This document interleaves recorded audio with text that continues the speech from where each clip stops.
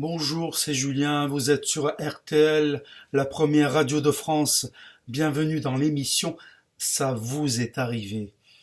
Alors, avant de présenter mon équipe de choc qui m'aidera à résoudre les problèmes des auditeurs, je voudrais pousser quelques coups de gueule.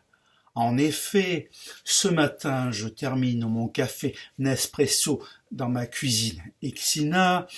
J'embrasse mon épouse, celle-ci monte s'asseoir sur notre cabinet Jacob et Lafont avec un livre des éditeurs Ixos pour lire pendant au moins 20 minutes. Sur ce, je sors, je ferme ma porte arrêt et fenêtre, j'enclenche l'alarme Vérissure et là, ô stupeur, je me retourne et je m'aperçois que notre Renault Zoé est garée sous l'arbre, toute salie, et qu'au-dessus, une nuée d'oiseaux est perchée sur un arbre acheté chez Jardiland.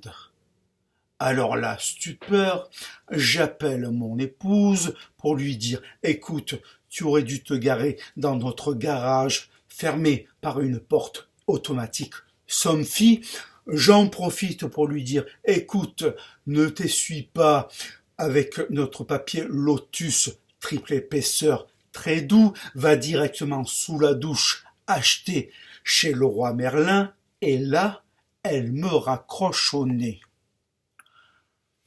Comment se fait-il que Bouygues Télécom ait laissé faire une chose pareille?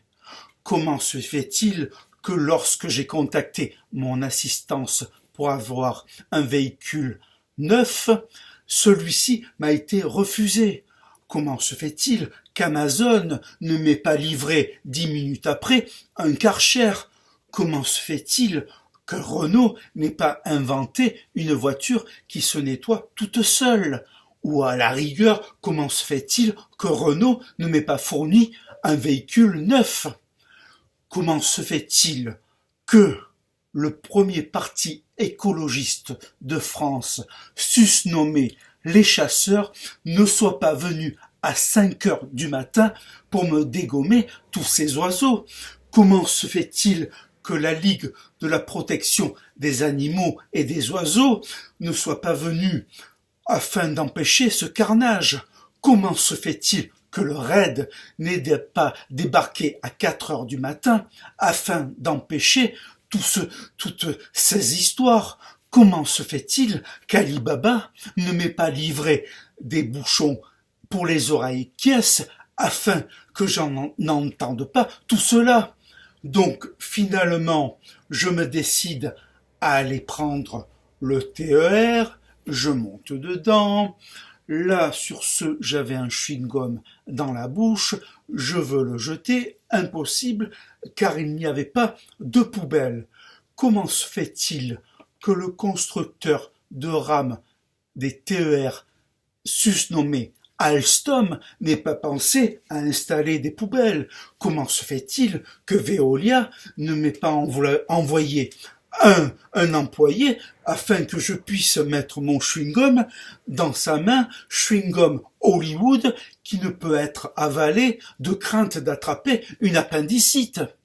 Comment se fait-il que la SNCF ne m'ait pas proposé de me rembourser le billet?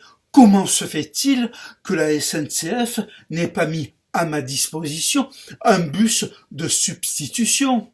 Là, je descends, donc arrivé devant la station, je vois un petit écriteau qui me dit « La radio a déménagé, elle se trouve à l'autre bout de la ville. » Comment se fait-il que moi, Julien, le plus grand animateur de RTL aux 1,6 million d'auditeurs, voire 2 millions, n'ait pas été prévenu? Allez, on se retrouve dans 20 minutes après une courte page de publicité.